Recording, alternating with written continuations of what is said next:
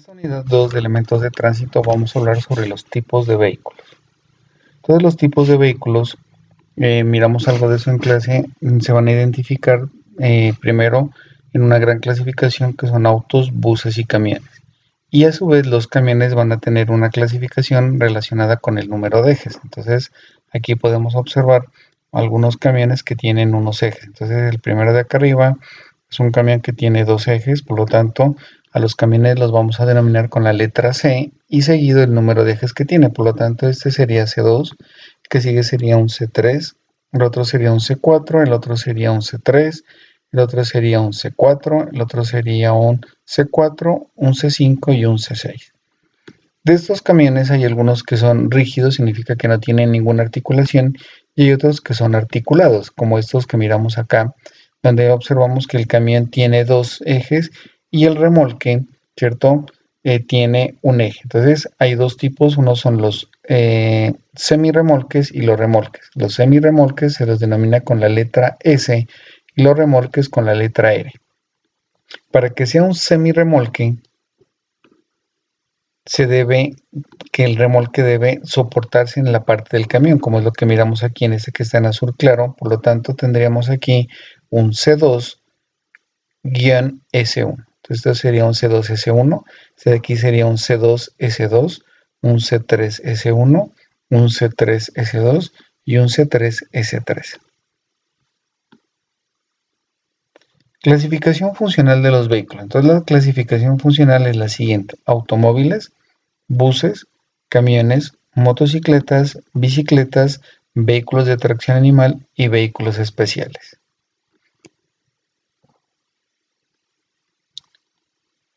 Dentro de la clasificación funcional de vehículos aquí tenemos lo que les decía, los camiones. Entonces aquí tenemos camiones C2P y C2G.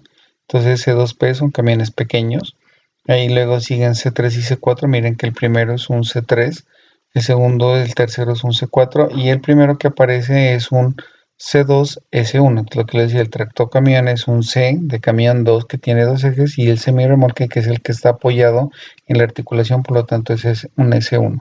El siguiente sería un C2, el camión tiene dos ejes y el semirremolque tiene dos, por lo tanto es un C2S2, pero si usted suma acaba siendo todavía un C4. El siguiente sería un C3S1. Luego aparece un C5, normalmente tiene un camión de tres ejes y el semirremolque de 2 y si usted suma todo eso le da un C5. El último es un camión que tiene C3, un camión con tres ejes y el semirremolque con tres ejes como tal. Aquí aparecen, y es muy importante que usted tenga en cuenta esto, que son las cargas máximas permitidas. Significa que la carga máxima que tenemos en Colombia corresponde a un C3S3, donde él puede cargar 52 toneladas. Y un C3S2, que es el que tiene 5, carga 48 toneladas. Significa que ese eje adicional le permite cargar esas 4 toneladas. También aparecen unos vehículos especiales, los cuales tienen dimensiones o pesos anormales. Entonces, esos vehículos no son muy frecuentes, por lo tanto no se van a tener en cuenta en los diseños, son de gran volumen y normalmente ellos tienen que tener permisos especiales para la circulación o tener escoltas. Entonces, vehículos de ese tipo son esos camiones articulados, son volquetas fuera de camino que pesan 40 toneladas. Estos sí pueden tener, los hemos mirado en nuestro medio. Estas camiones de cantera, pues estos no son de nuestro medio, son normalmente de minería a cielo abierto. Este es un camión que es de descarga por el fondo, que pues es un camión normal, pero lo único que hace es que descarga por el fondo materiales granulares o asfalto. Y este es un multieje. Entonces un multieje es un camión que tiene una gran cantidad de ejes para que la carga se disipe en una forma mucho más eficiente. Luego aparece el vehículo para diseño en ingeniería. Entonces aquí hay un vehículo que nosotros vamos a definir, el cual lo vamos a utilizar en ingeniería. Entonces nosotros vamos a tener un vehículo de proyecto de diseño. ¿Cuál es ese? Es el vehículo que nosotros vamos a suponer. Es un vehículo hipotético, el cual va a tener un peso máximo, unas dimensiones y nos va a servir para delimitar, sacar cuáles son los lineamientos dentro de la estructura de pavimento y dentro del diseño geométrico. Entonces, se consideran como tipos de vehículos de proyecto, los vehículos más pesados o los vehículos más grandes y los que sean más comunes como tal. Entonces, el peso, el número y la distribución de los ejes van a determinar la estructura de pavimento y las dimensiones geométricas, por ejemplo, en curvas. Aquí hay una resolución del Ministerio de Transporte que es muy importante tener, en la cual se clasifican los vehículos en vehículos livianos y vehículos. Entonces, como vehículo, porque a veces la pregunta es cómo diferenciar un vehículo liviano de un vehículo pesado. Los vehículos livianos, en términos generales, son los que pesan menos de 5 toneladas. ¿Cuáles son esos? Un automóvil, una camioneta, un campero. Un automóvil en promedio puede pesar desde 1000, una tonelada, hasta 2 toneladas una camioneta. Cuando son de más de 5 toneladas, ya son buses y vehículos de transporte de carga, se consideran vehículos pesados, ¿cierto? Entonces, normalmente debemos entender que los vehículos livianos tienen velocidades más altas y por lo tanto vamos a tener unas condiciones diferentes como tal en ellos. Son más bajitos, los vehículos pesados son mucho más pesados, tienen velocidades más bajas y dimensiones más grandes. Entonces aquí aparecen los vehículos normales, para que usted tenga una idea. Un vehículo liviano tiene en promedio 5 metros de longitud, que sería lo que yo debo tener cuidado para hacer un parqueadero por 1,80 de ancho.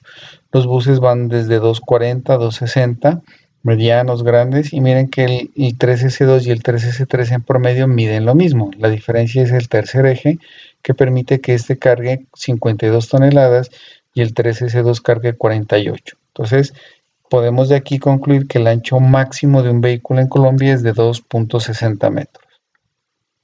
Aquí hay una tabla que es la tabla 2,5 en la cual aparecen la longitud, el ancho de cada uno de ellos. Eso usted lo puede revisar en su manual de diseño. Como tarea le dejo para que revise las dimensiones y los radios de giros de un vehículo, y en la próxima clase miramos cuáles son los radios mínimos que se requieren.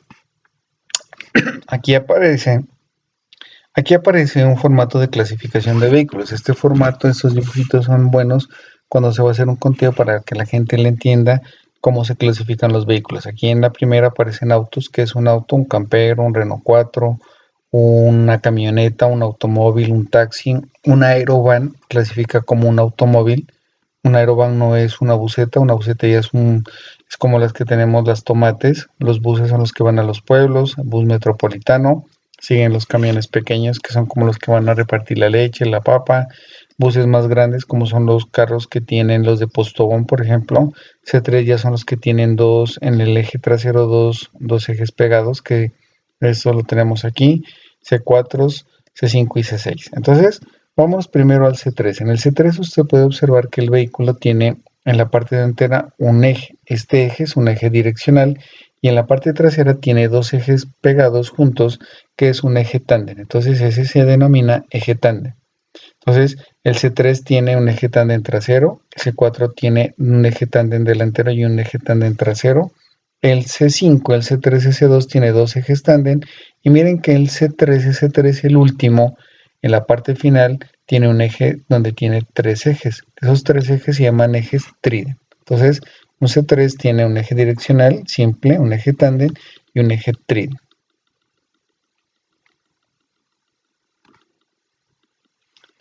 ¿Cuál es la nomenclatura? Entonces la nomenclatura ya la habíamos mirado.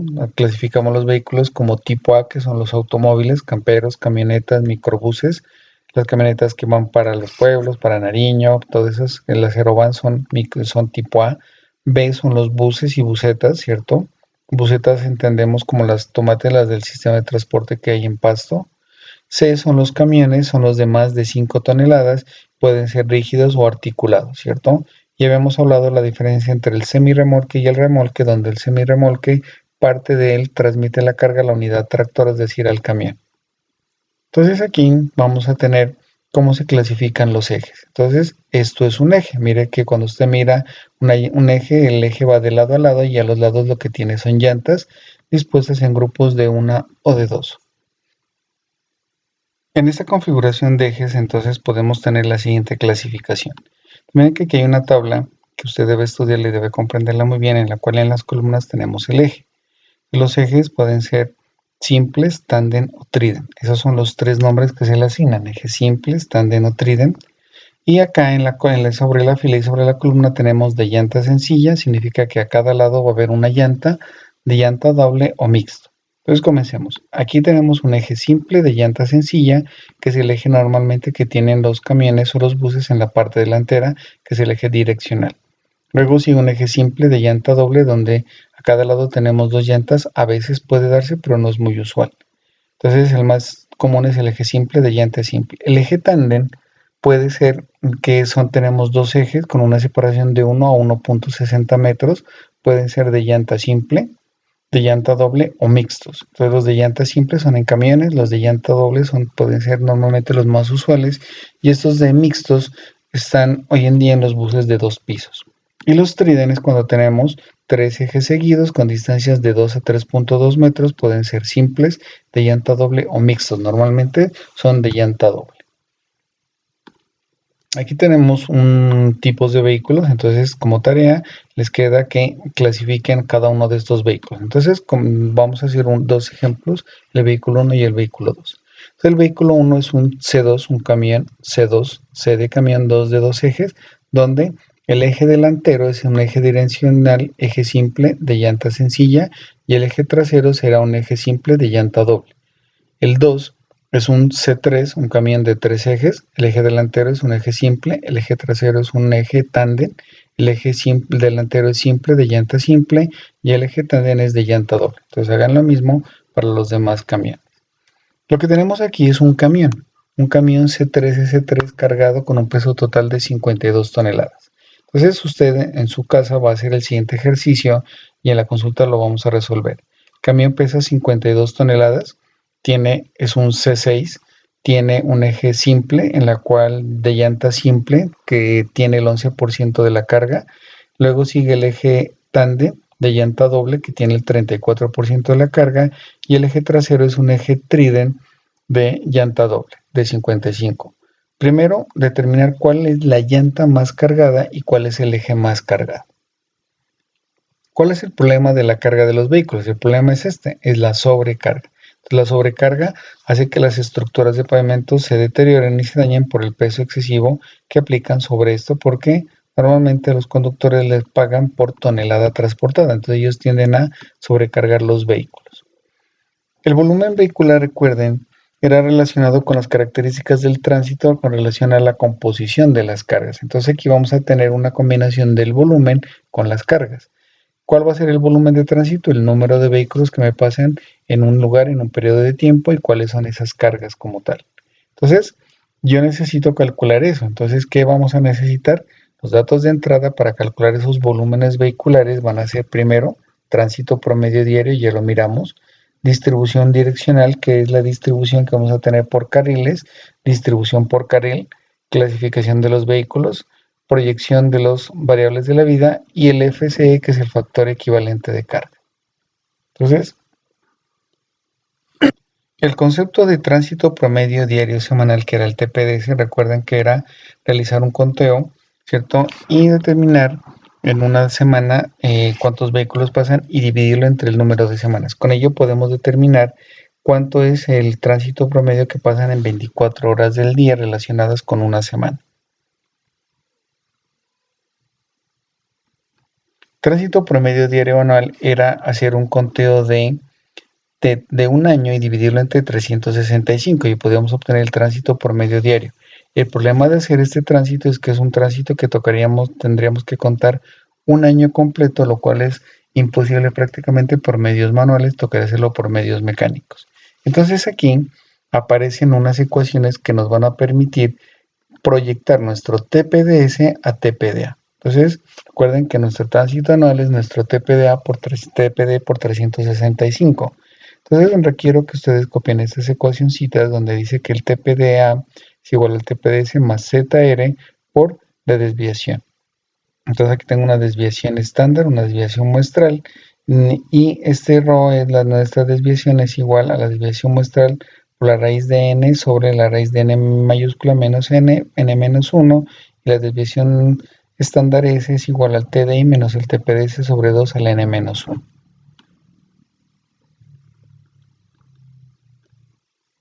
Entonces aquí comencemos con la primera. La desviación muestral es igual al TDI. TDI es el tránsito de cada día. Recuerden que vamos a tener 7 tránsitos, uno para cada día. El TPDS nomás será sumar los TDI y dividirlo entre el número, que deberían ser 7. Elevamos eso al cuadrado. N es el número de días del tránsito que se contaron. Si el tránsito es de 7 días o 5 días o 3 días, puede ser normalmente desde 7 días, pero en algunos casos puede ser menor. Entonces con esto obtenemos nuestra desviación estándar muestral. Aquí tenemos nuestra desviación poblacional, donde N es el tamaño de la población. Como estamos pasando de semanas a años, nuestro N siempre va a ser el número de días de la semana o del conteo, y N mayúscula va a ser siempre 365. Entonces, ese es el valor que obtuvimos en la anterior ecuación. N mayúscula va a ser el número de días del año, y N va a ser el número de días, N minúscula el número de días del conteo.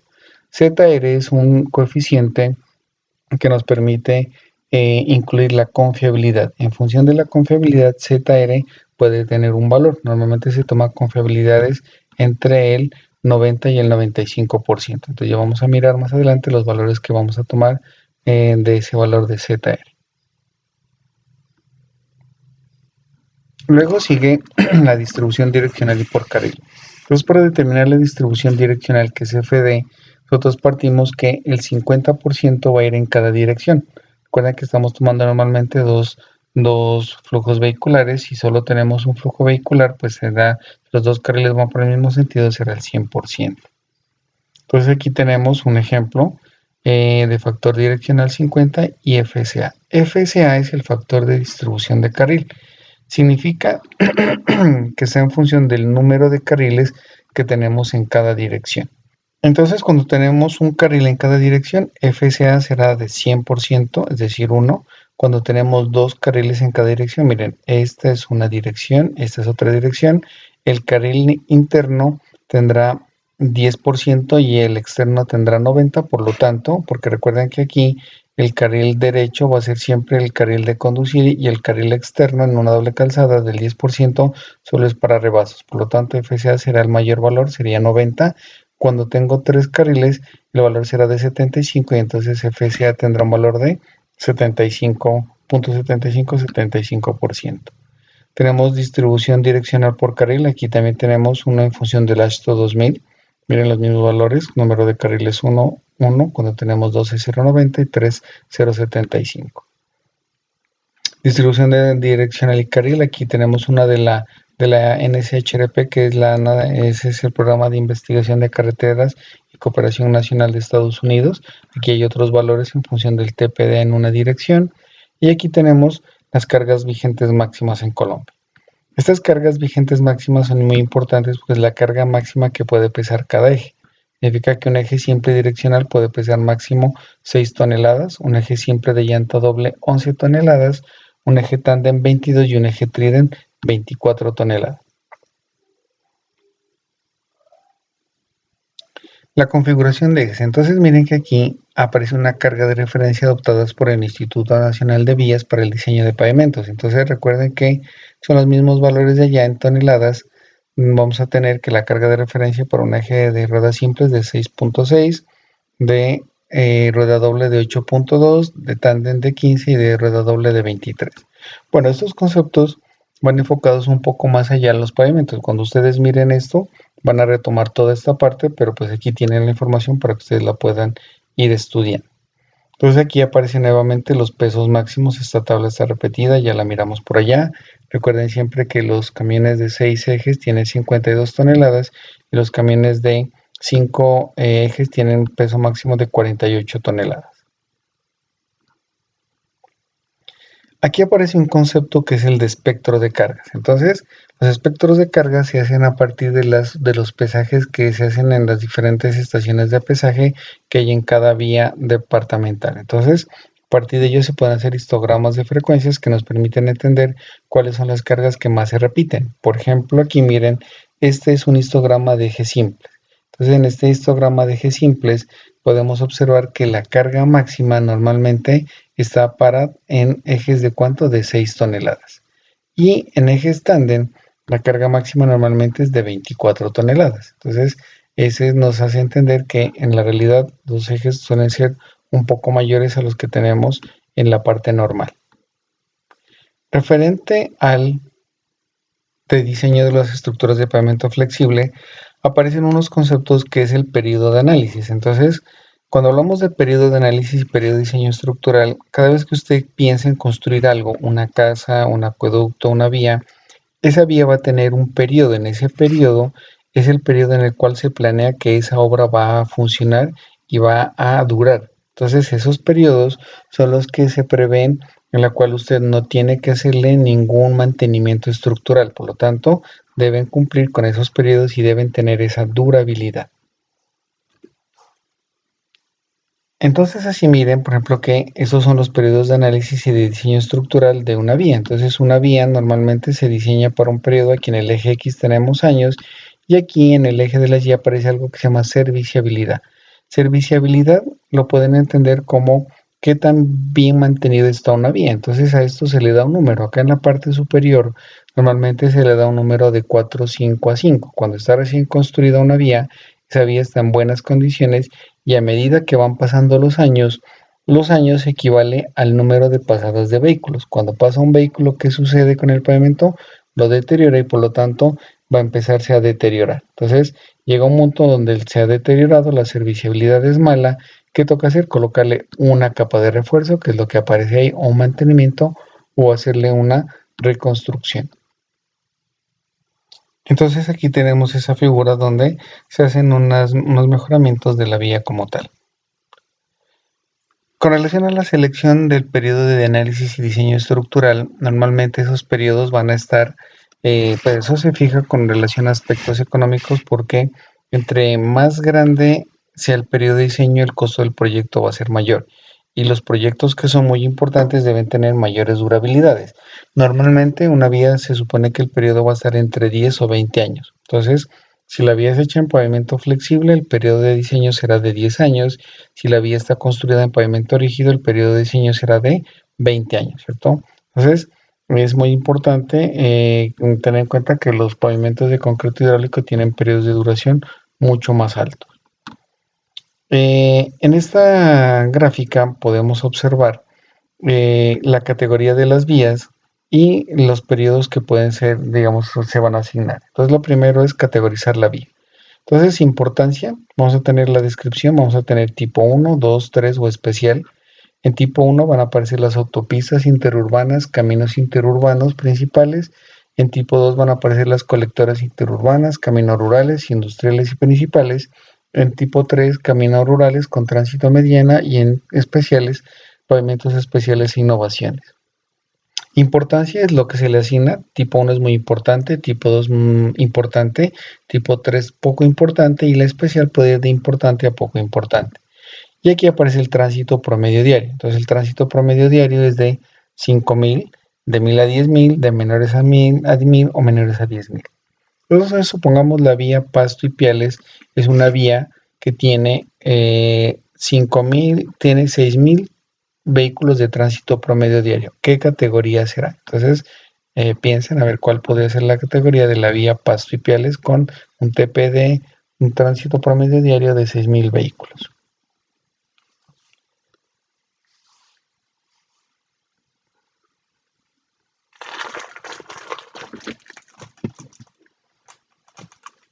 Bueno, entonces, ¿cuál sería la respuesta?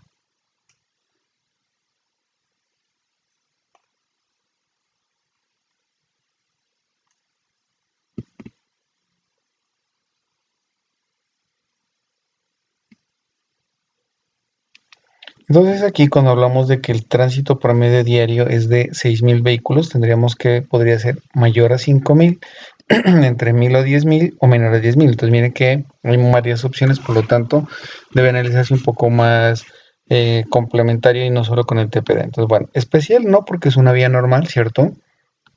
No es una innovación. Entonces podríamos tener ahí, ¿es una autopista interurbana, camino interurbano principal? No. Podría ser una colectora interurbana, camino rural o una camino rural con tránsito mediano. Tránsito mediano no, esa no sería. Entonces podríamos tenerla como una camino rural principal. Entonces podría ser entre importante o muy importante. Entonces podría ser entre categoría 1 o categoría 2. Como es una vía que comunica con Con el ecuador es una vía que va hacia el exterior, podríamos categorizarla como tipo 1. Entonces miremos qué pasa cuando la categoría es tipo 1. Entonces podría ser tipo 1, tipo 2. Entonces, de nuestra vía nos dio 1, 2, el rango dice que debe ser entre 20 y 40, entre 15 y 30. Entonces, dice, si es geometría fija o condiciones inciertas, no, es una vía que tiene geometría fija, entonces nos sugiere que ya sea para categoría tipo 1, 2, el periodo de diseño en años debe ser de cuánto, de 30 años, ¿cierto? Podríamos pues más o menos estar en ese rango de 15 a 30, de 15 a 20 años. Aquí hay otra, miren, donde aparece periodo de diseño estructural recomendados, rango. Este es el periodo que tenemos que tomar entre 10 y 30, 20 para categorías de 15 años.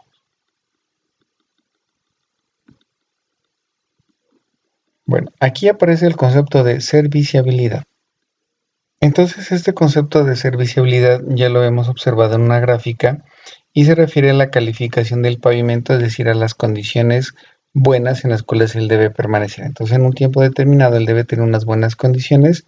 Se supone que cuando él se construye, el pavimento está perfecto, pero se acuerda en la gráfica que empezaban a aparecer unos deterioros a través del tiempo. El tiempo se traduce en paso de vehículos. Entonces, ¿qué va a suceder? Va a haber una variación del perfil. Él empieza a deformarse el perfil de diseño geométrico. Entonces ahí hay unos tres variables que son el perfil, la deflexión y el IRI. El IRI es el índice de rugosidad internacional.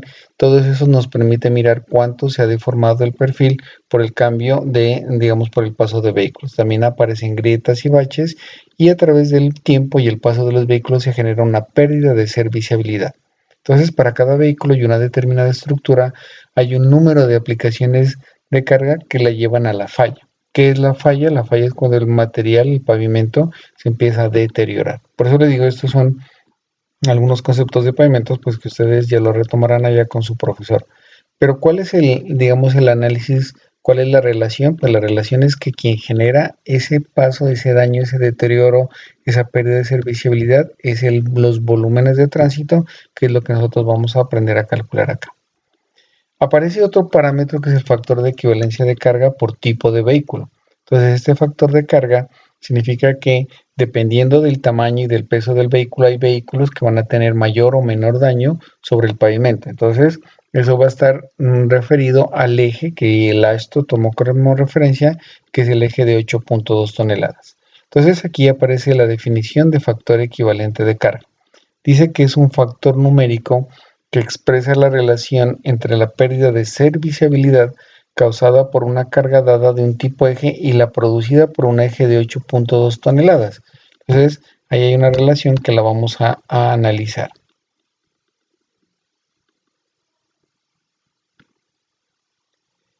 Bueno, entonces existen varias fórmulas que se utilizan para el cálculo del factor equivalente de carga. Entonces, ese cálculo de factor de equivalente de carga nos va a permitir convertir los camiones, que son toneladas, a esos ejes que tomó como referencia el AISTO, que son los ejes de 8.2 toneladas. Entonces aparecen cuatro métodos. El primero se llama el método general del AISTO, el otro es el método simplificado, el método de la Shell y el método de Lean. Entonces, se puede calcular el factor para cada tipo de vehículo. Cualquiera se suman los factores de cada uno de los ejes y al final vamos a tener un factor equivalente del vehículo como tal. Entonces, aquí aparece algo que se llama el factor daño por vehículo comercial. Dice que representa el mayor o menor daño que un vehículo causa a un pavimento respecto a un eje de 8.2 toneladas. Entonces, se suman los coeficientes de los diferentes ejes y al final tenemos el factor daño o factor equivalente de carga. Entonces, habíamos hablado aquí que habían cuatro formas. Aquí hablamos del ASTO simplificado. Esta es la ecuación de la fórmula simplificada para el cálculo del factor daño o factor equivalente de carga por eje del método ASTO. Esa se llama la ley de la cuarta potencia. Entonces aquí tenemos que la ecuación dice que es la carga del eje sobre la carga del eje de referencia. Si usted mira unas diapositivas atrás, por allá miramos una tabla donde aparecían los ejes de referencia para ejes simples, para ejes de rueda doble, para ejes tándem y para ejes TRID. La ecuación dice que la ley de la cuarta potencia es la carga del eje sobre la carga de referencia elevada a la cuarta. Entonces, la carga de referencia del eje simple es 6,6, del eje simple de rueda doble es 8,2, del tándem es 15 y del tríden es 23. Entonces, los factores daño en Colombia, se hizo un estudio en el año de 1996 en la cual se hicieron unos pesajes por parte de la Universidad del Cauca y obtuvieron los factores daño de esos vehículos. Entonces, aquí miramos los factores daños que son los más convencionales, algunos se han actualizado. Tenemos que para un bus grande el factor daño es 1, para un C2P es 1.14, para un C2G es 3.44, para un C3, C4 es 3.74, un C5 es 4.4 y un C6 es, o mayor a C5 es 4.72. ¿Qué significa tener un factor daño de 1? Entonces, cuando pasa un bus grande, el factor daño de 1 significa que el paso de un bus grande equivale a cuánto, a si estuviéramos aplicándole un eje equivalente que fue el eje del asto de diseño, que es de cuánto, de 8.2 toneladas. Cuando pasa una tractomula, una C6, es como si estuvieran pasando cuántos, 4.72 ejes de 8.2 toneladas. Entonces aquí aparecen los factores equivalentes de carga obtenidos en ese año, en 1996. Algunos se han modificado dependiendo de la carga. Entonces, este es un camión C3, un ejemplo de cálculo, ¿cierto? Que quiero que ustedes lo revisen y lo hagan de la misma manera que vamos a hacer este ejercicio de acá. Entonces, ¿cuál será? Tenemos un camión, perdón, aquí, que tiene un eje simple, un eje simple de llanta simple, un eje tándem y un eje tríden. Entonces, el vehículo tiene 52.6 toneladas, ¿cierto? Este eje pesaría 5.8 toneladas, que era el 11%. Este eje tándem pesaría 18.3 y este eje tríden pesaría 28.5. Entonces, el factor daño sería la suma de los factores equivalentes de carga. Utilizando la ecuación de la cuarta potencia, sería la siguiente. Comencemos con el eje simple. Sería el eje del peso del eje, que es 5.8, dividido entre el eje de referencia, que decía la tabla que era 6.6 para ejes simples de llanta simple, elevado a la cuarta, más eje tándem, el peso del eje, que es 18.3, dividido entre el peso del eje de referencia, que es 15, elevado a la cuarta, y el tercero sería el peso del eje tríden, que es 28.5, dividido entre 23, que es el peso de referencia, que sería a la cuarta. Si usted suma todo esto, para el primero me da 0.60, segundo me da 2.22, 2.36, significaría que el factor daño es de 5.18. 5.18 es el factor daño para ese vehículo. Significa que cuando está pasando ese camión están pasando 5.18 ejes de 8.2 toneladas.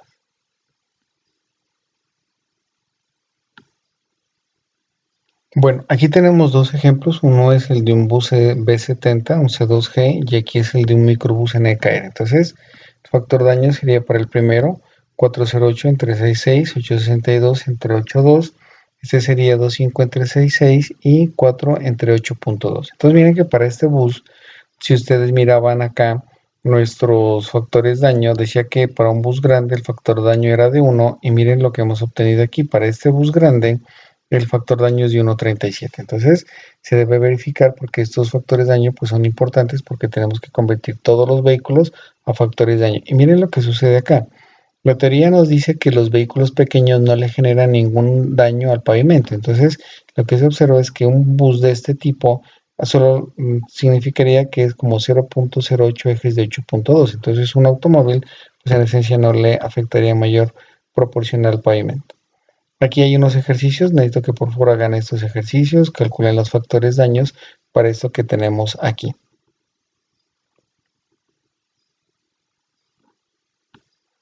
Otras formulaciones para el factor de eje de equivalencia de carga tenemos aquí en los métodos de la Shell. Es lo mismo, ¿cierto? Con otras ecuaciones, los valores de P es la magnitud de la carga en kilonewtons. Tenemos aquí el método del Instituto del Asfalto, también tenemos factores equivalentes de carga. Tenemos por acá efecto de las cargas sobre los pavimentos. Bueno, este es un tema que les voy a dejar para que ustedes lean, ¿cierto? Ya que este es un tema un poco más allá de pavimentos que digamos que de diseño geométrico como tal. Entonces, este va a ser nuestro siguiente tema, que vamos a hablar del tránsito de diseño. Entonces, este tránsito de diseño lo vamos a dejar para un próximo video y vamos a tomar este tema ya solo parte de cómo se calcula el tránsito como tal.